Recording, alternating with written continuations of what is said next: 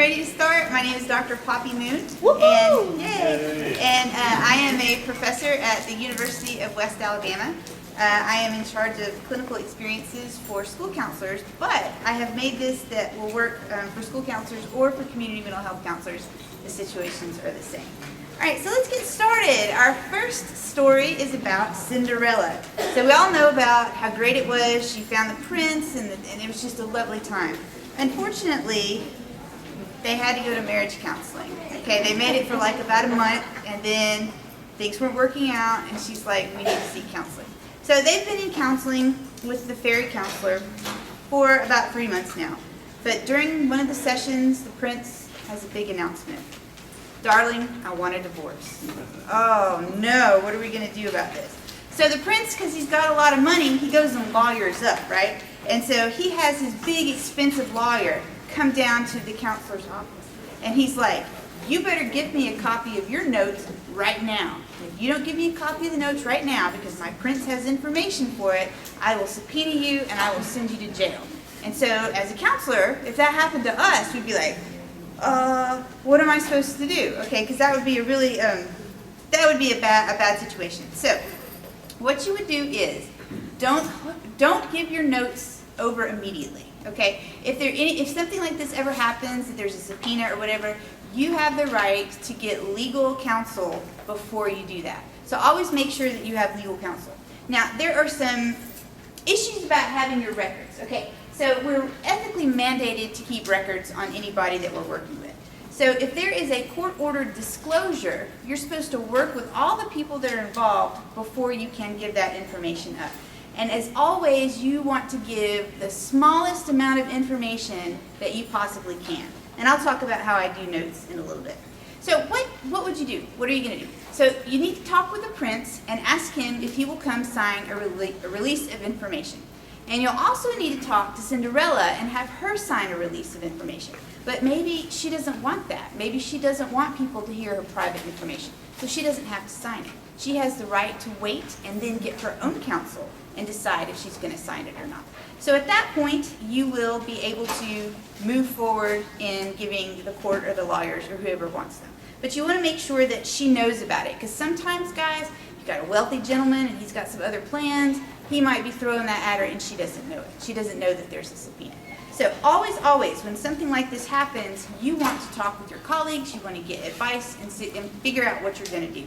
Now there's also an element of power in this, okay? So the prince is coming in there and he's acting, he's got all this money, he's got this big lawyer, so he's like powered up. So it makes him feel kind of scary to the counselor, and it probably also makes him feel very scary to Cinderella as well.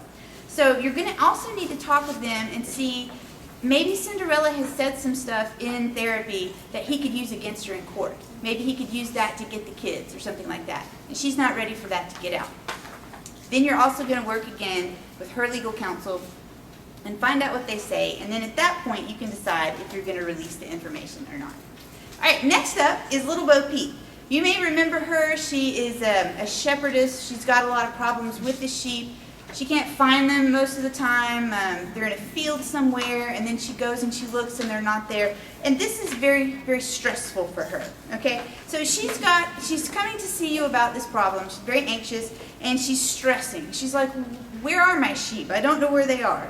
And where can I find them? And so she's starting to get this anxiety disorder, and that she's coming to talk to you about the anxiety disorder. And she's also super depressed, okay?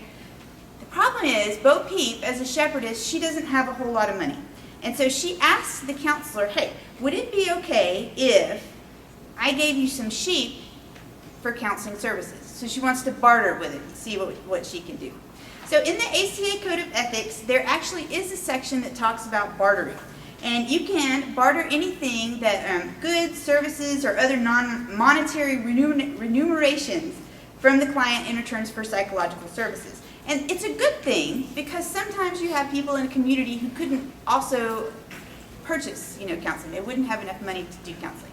But then we run into a problem, okay? So if we start bartering with a client, we don't want to exploit them and we don't want to cause them any harm. So if you're in a community and a lot of the counselors will accept bartering in the community, then this might be okay. but this is something that you're going to want to look into. You're going to want to talk to her and say, hey, let's put this in writing.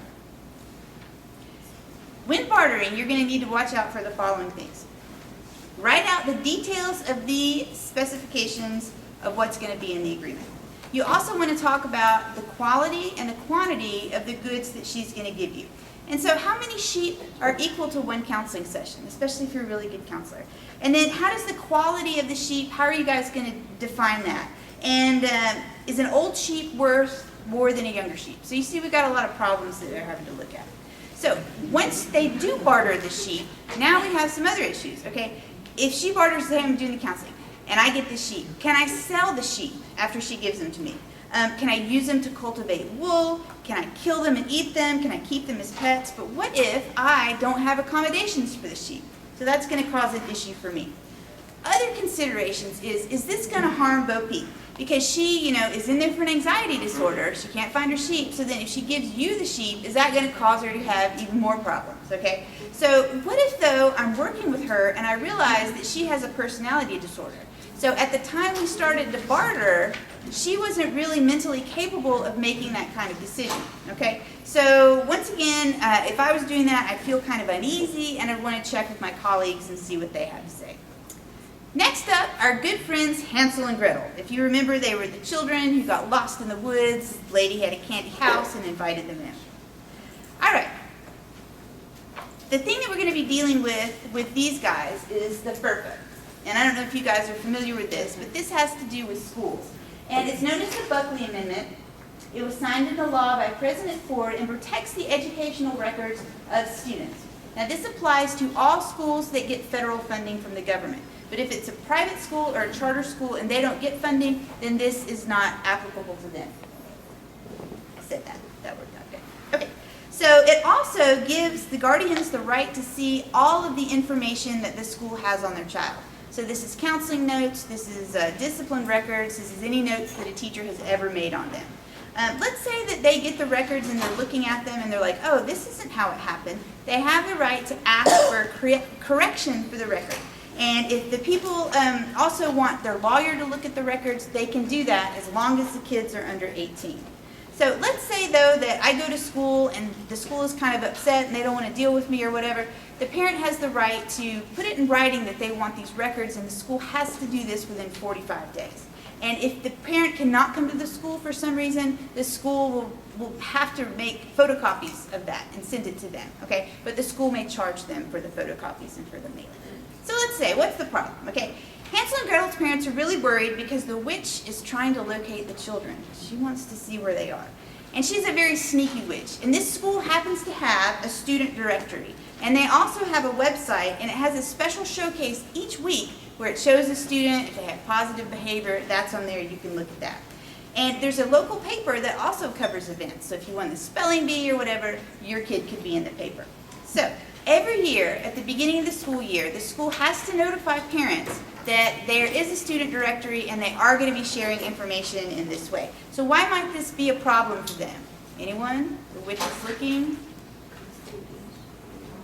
What? It could be custody issues, right? So maybe the witch, though, she's looking for them. So maybe she sees them in the paper and she's like, yes, I've got it. Now I can go get those children. So parents have the right to tell the school, no, we don't want our kids in there. And so no picture can be. So a lot of times as a school counselor, I like to take pictures of kids for fun and show what we're doing. So that kid would always need to be pulled out. And a lot of times they don't tell teachers who's being pulled out. So at the beginning of the year as a school counselor, it's a good idea to check this and make sure that you know who those kids are. All right, so the witch has been so terrible that she's caused these children PTSD. And the kids have come to the school counselor and they've talked about their PTSD, and the parents are like, this is kind of bad, we're going to seek outside help. And the parents want the school records that the counselor has taken, they want to share that with the outside therapist. Can they do that? Yes, if they have a release, they will have to sign a consent release and you can send the notes over there. Now, I don't want any of my school notes to cause problems, okay? I don't want to get in deep with them. I don't want to do anything. Like, if anyone asks for my counseling notes, I'm like, sure, here they are. So this is what one of my notes would look like. I met with Hansel due to a self-referral. Student states he is having nightmares about a scary woman. He states the woman wears black, has a large nose with a wart, and tries to lure him into her house with Twizzlers. So what I did with the kid is we talked about several techniques to help calm him down if he wakes up from a nightmare, and I'm going to check in, he's going to check in with me next week to see if the techniques were helpful. Okay, that's it. I don't care if anyone looks at that. It's totally good. So don't go like into, and I always write mine in third person, you know, like the student is working. And if say that I'm looking at him and I think that he appears angry, can I say the student appears angry?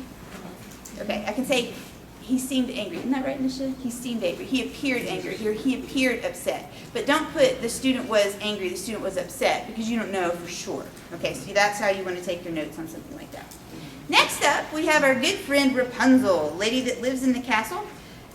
Things are going well for her, okay? I've been working with her as a client. She is progressing in her therapy sessions. She feels empowered and she's feeling in control of her life choices, finally. So she's going to have a dinner party at her tower, and she wants to invite me. Can I go? I don't know, maybe, maybe not. Let's see.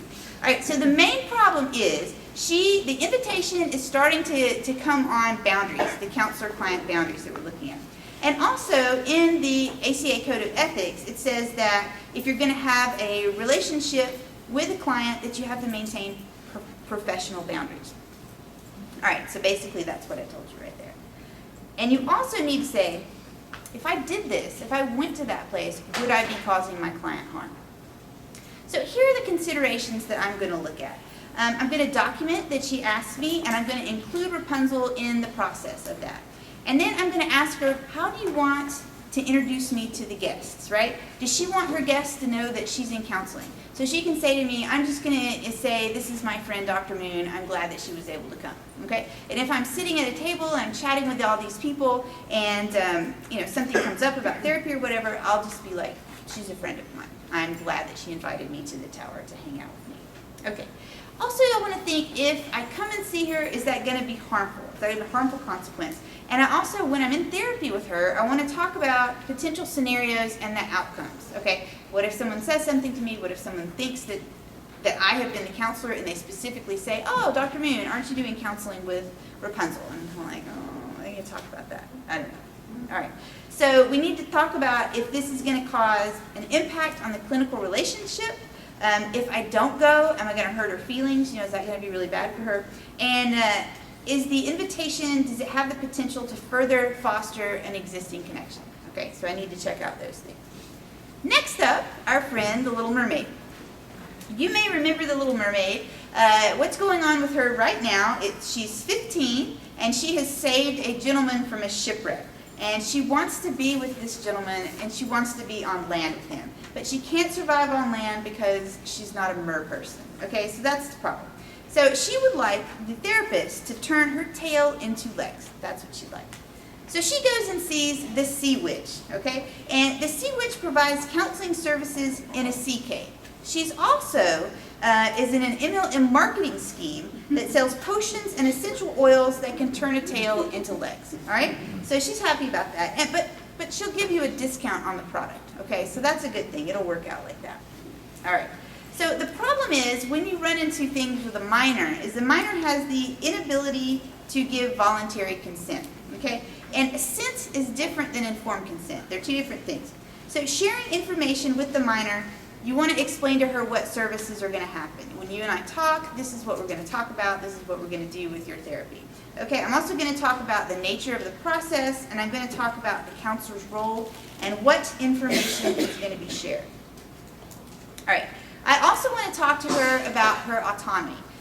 Dad's going to be paying for therapy, okay, so really Dad gets all the information that he wants. But I'll be sitting down with Dad and her, and if I said, oh, every time that we meet, I'm going to tell your dad everything that we talked about. Is she going to want to come and see me for therapy? She's not going to want to, okay? So what I want to do is kind of work with that person to see how that's going to kind of work out together. So like, I'll tell the father, I promise you if it's something that you absolutely need to know, that I'll have that for you. And then that way I can have trust with both the client, and I'm also going to be able to have trust with the girl. Okay, so I said that to you. All right. So here we have the Sea King. Okay, I've got to deal with Dad, right? And he is 100% against the relationship that they're going to have together. He's like, no, I don't want her marrying this gentleman.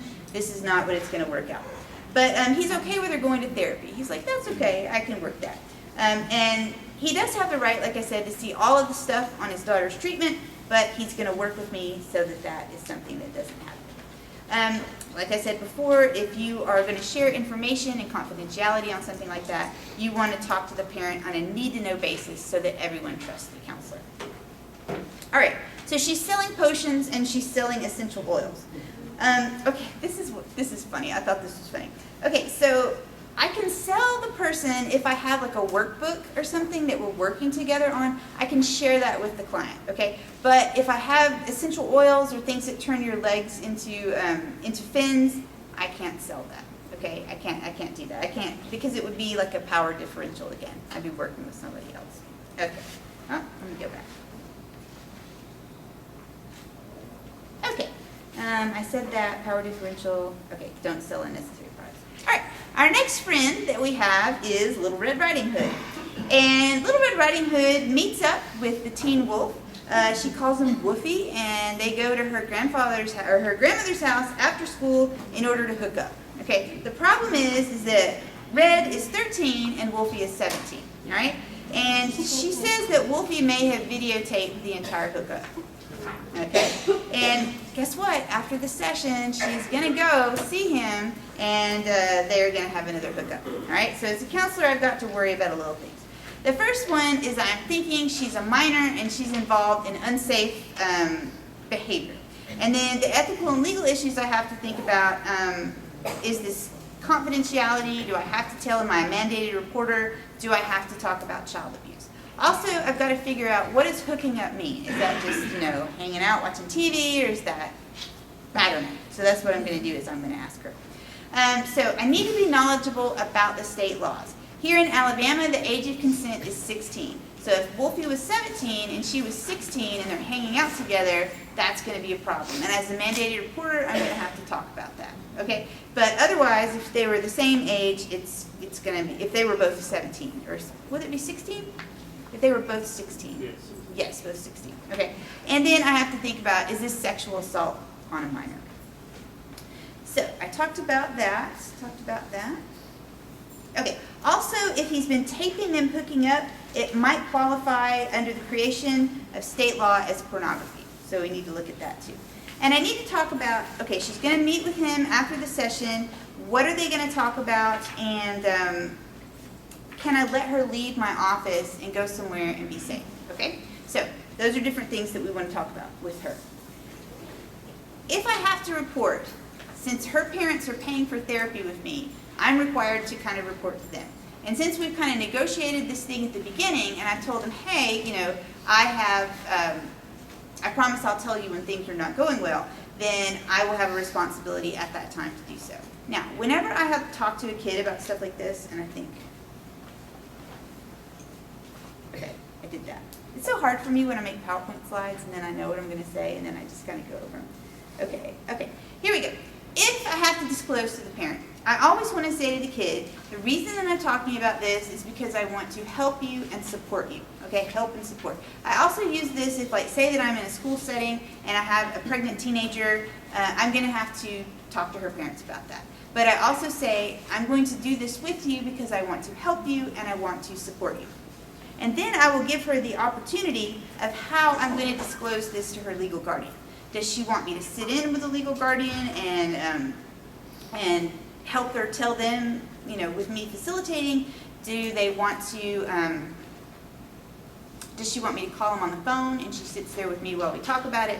I'm going to let them have as much autonomy as possible on how they're going to share this, and then I'm going to be there to help and support. So you guys can write that down because I came up with that myself, help and support, because it works out really well. Okay. All right, so now we have our friends, the three bears. Oh no! Baby Bear has just turned 18, he's going to college, and he went to UWA, where Dr. Worthington and I happen to work. It's great school. But this guy, he's crazy, right? He's out partying, his grades are slipping, and Mama Bear is a lawnmower. So I know you've heard about helicopter parents, but lawnmower is somebody who just mows through everything that gets in the way. Okay, so she's in a lawnmower. So I'm teaching Baby Bear, and she sends me an email. It says, Mrs. Moon. Okay, right there I'm mad because, you know, the hat, right? So if you ever, I mean, like all of us that teach, we're just like, no. Okay, so she says, I'm Mama Bear, and I'm Baby Bear's mother. Baby Bear brought home an essay you assigned at the beginning of the semester. You gave him a D. I talked with Baby Bear, and he says the reason he didn't do well was because he did not understand the assignment. He told me that you were never in your office when he tried to talk with you about his grade.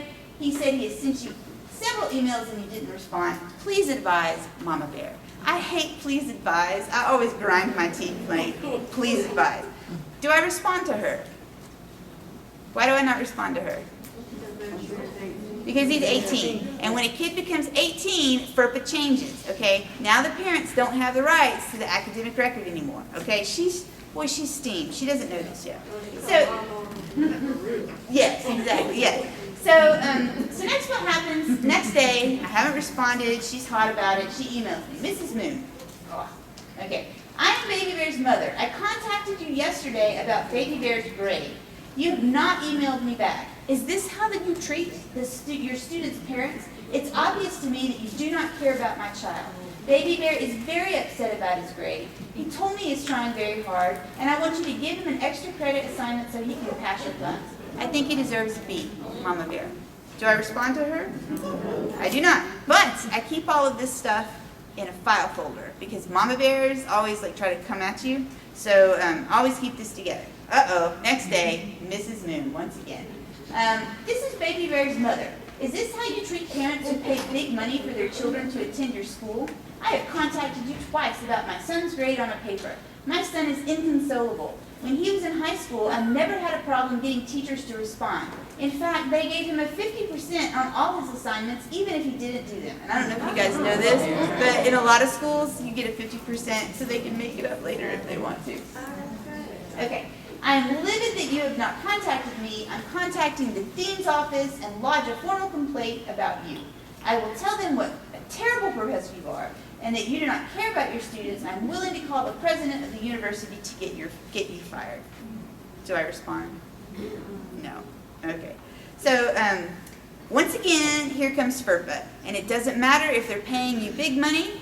It's Baby Bear's responsibility. Goes to Baby Bear, okay? And this protects all different kinds of things. So all his academic progress reports, his grade reports, if there's stuff going on in his dorm life, that's another one. Any type of student activities, if he has disciplinary action taken against him, sorry, Mama Bear, she's not going to get to know about any of that. It also protects, okay, and this is private information and it can't be shared without Baby Bear's consent. So he decides who gets to see it. So say Mama Bear is livid and she wants him to tell her what's going on. He can say, no, I'm not going to do that. And then she won't be able to get records, no matter who she calls, no matter what.